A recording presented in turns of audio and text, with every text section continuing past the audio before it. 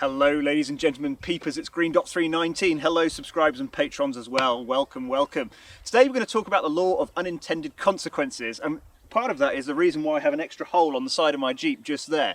We're going to talk about the fact that it's possible to sometimes be too clever working on one of these old vehicles, because as good as she is, she ain't perfect, and we all know that. And there's a possibility when you're trying to build one and restore one to a really high level, or any sort of level, you can get into problems and situations that you can't really solve because the vehicle has its own limitations. We all know that, okay? So let's have a look at what we've been up to then. Now, one of the great things about the World War II Jeep, of course, is you can accessorize it as much as you want. It's an accessorizer fetishist's dream, okay? And one of the things I wanted to do on this one, which I hadn't done on the previous one, was put some accessories on it, such as the radio, okay? I am still looking for a radio. If anybody has one and wants to sell it to me, I'm searching for one. This is just the battery box here. But I wanted to put a radio on it, okay? And the radio has this mount here, the antenna, and it has a brush guard which goes along here, okay? The brush guard stops any trees as they come past, they deflect off it and don't swipe this off the side of your Jeep and what have you. And in one of the manuals, there's very prescribed position to put this antenna mount and brush guard in, okay? It'll only fit in a specific place, although you see photos of them all over the place, you know, they put them everywhere. But this mount is in exactly the correct position, okay? And I got hold of this brush guard here, and when the brush guard arrived, when I lined it up, okay, I saw that the brush guard, when you put it in the place it's supposed to go, the angle of these little bits where they join the side of the Jeep, they were quite off. It looked a bit weird, you know. They hadn't done it quite correctly the way it should be if you want it to be completely flush to the side of the Jeep. So it didn't look quite right. So I thought, okay, well, look, I can make it look a little bit better and a little bit less all over the place if I just lift how high this is here, just a little bit up, okay? Just bring it up just a touch. No one will ever notice, will they? You know, they won't get out their measuring ruler and go, oh, you haven't put the brush guard in exactly the right place, and it'll just look a little bit better, okay? So I thought, yeah, I'll just do it. I'll get away with it, and I'll drill it in there, okay? So I drilled it in here, and I had the brush guard up here. Next day, when I put a video up, somebody noticed it was in the wrong place and told me. And one of the things they also told me is if you have it in the wrong place, you're going to run into a problem. You won't be able to get your top bows up, okay? And I was like, what? Yeah, you won't be able to get your top bows up. So here are the top bows. We want to put up our canvas. So if we undo all the bits and bobs, get him out. Okay. So he's all undone. He's ready to come up, ready to put this top bow up. So when I went to do it, pulled it out, pushed it down, and yeah, it hit straight away there. So I was like, damn, the guy was right. I'm going to have to move it. There's nothing I can do about this. So to get these top bows up, it'll hit on the wheel here all the time, and I'm not taking a spare tyre off every single time I want to put the top bows up. So I looked at the drawings again, got it out, re-drilled it and put it in the correct place. I'll put a bolt in here or something and just hide it.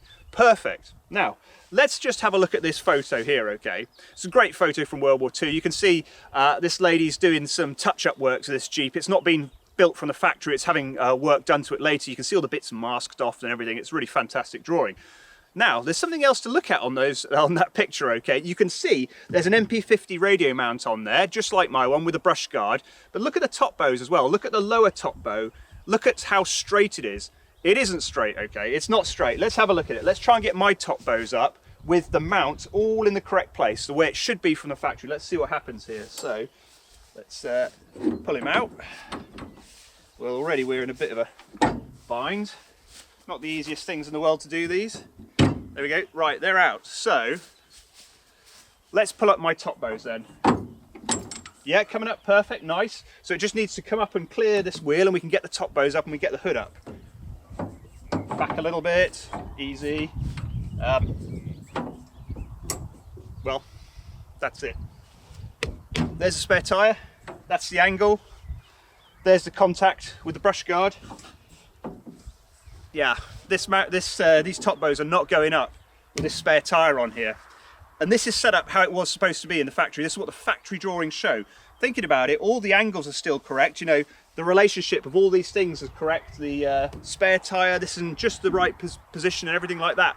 There's no reason this shouldn't come up, but it don't come up. And if you look at that photo, we can see the lower top bow is bent along the bottom there because whoever put that up has also come across exactly the same problem as me, and it hits the brush guard, and all they've done is they've wrenched it, bent the lower one, and get it up and down.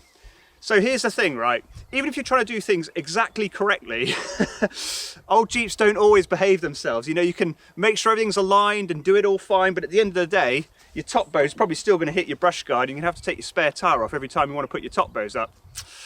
Ah well, you live and learn, hey? Okay peeps, on the same sort of subject of messing with a design where perhaps you don't need to, let's talk about the oil bath air filter, because it's a really awesome bit of kit actually, and a lot of people are replacing the filter elements in it with modern paper filters, just on the assumption that it's old and it needs replacing and we can improve upon it.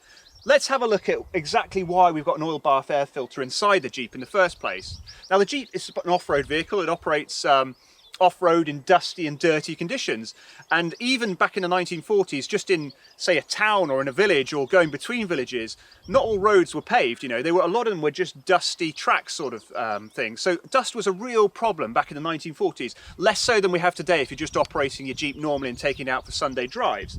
So the Jeep engine has to deal with a lot of dust. Okay, if you've got a paper filament if you've got a paper element in there and you're driving around and there's a lot of dust in the air, you're going to have to take it out every couple of miles to beat it out, to get all that dust out of there and put it back in, okay?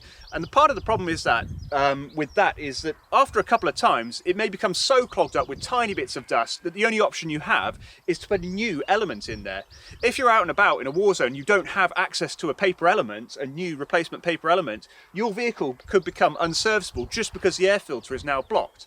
Now the great thing about the oil bath air filter is it can take a huge amount of dust without becoming blocked because of the way it works. So let's just have a look at that then.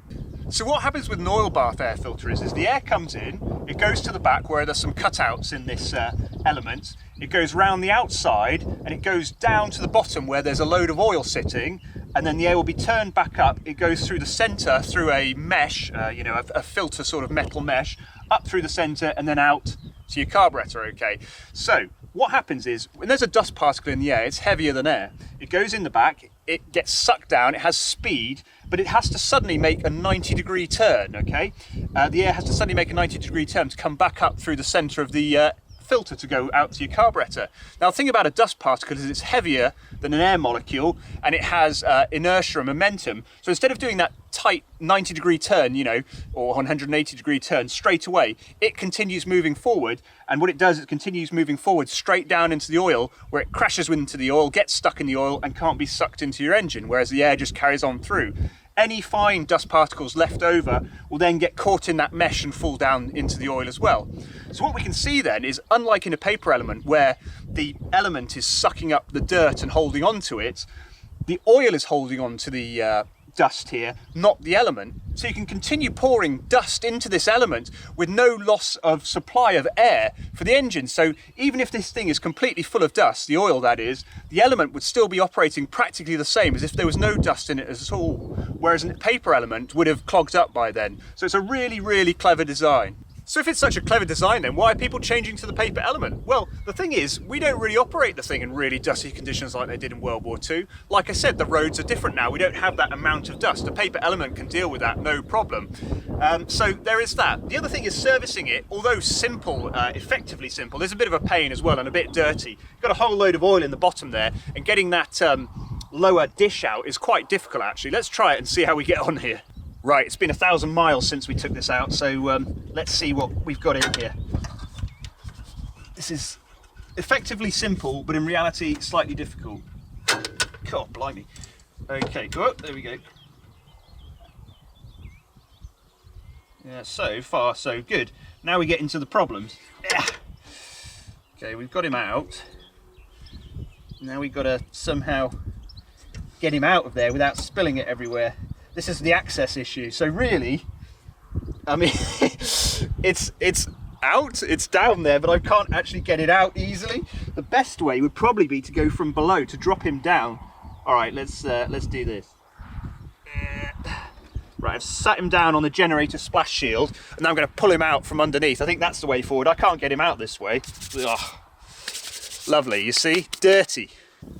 Right, well that's 1,000 miles of use there, and I don't know if you guys can see, but there's nothing in there. There's some little bits at the bottom of it, but generally there's nothing at all. So really, operating them on modern roads and in modern non-dusty conditions, you know, it can go for 1,000 miles without getting clogged up or full of dust. Whereas when you're operating it off-road, you often, you know, it's said sometimes you have to clean it out every couple of miles. Now, the interesting thing about it is, on the side of it has a normal mark, and on the other side it has a caution mark. Okay, and what does that mean? Well, does that mean how much oil you pour into it? You know, if you put this much in, it's fine, but if you do that much, it's too high. No, what that means is that's how much dirt the thing can absorb. So when you fill it to the normal level, and then as it gets dirtier and dustier, the level raises, and when it hits the caution mark, you know the thing's too full of dust and you need to clean it out again. So that's the oil bath air filter then. So peeps, what's the take home from this then? Well, we can see they knew what they were doing in the past. Everything on this Jeep is on it for a particular reason and purpose. They didn't just screw up when they put an oil bath air filter on there because it's not as good as a paper air filter. There's a real reason it's on there, and it's due to what the vehicle was designed to do. Now, there's no problem with swapping to a paper air filter. I used one in the GPW as well, but it's just useful to see that, you know, you don't need to change things over if you don't have to. They knew what they were doing. It works fine. You can see it works fine there. It's a bit of a pain to clear, but actually I found when you drop that dish down, you can remove it quite easily, so it's not that much of a problem. When it comes to things like working on the rear there and drilling holes where you're not supposed to, you can see the holes are put into place for a particular reason, and if you try to move away from that from whatever, you can come into problems. Now, of course, that doesn't really hold out, because you can see even when you do it in the right place, it still doesn't, you still can't get those top bows up. But it's just something to bear in mind when you're messing with these things, that you can have the law of unintended consequences here. One change that you might think might not make a difference may make a difference down the line. You know, one of the things with the oil bath air filter is perhaps a little bit of that oil gets sucks up into the carburetor as well, and just helps with a bit of lubrication as well. And if you put the paper element in there, maybe you remove that, you know, or perhaps you don't put the paper element in just right and it doesn't fit just right because you're messing with it a little bit, and perhaps a little bit of dust gets around the side of it instead. So sometimes little changes can cause big changes down the line. So unless you need to mess with stuff, don't do it. Just keep it as it was, because it works really well. But there we go, everyone. Hope you enjoyed that. Just a little bit of information there. Enjoy jeeping. Cheers.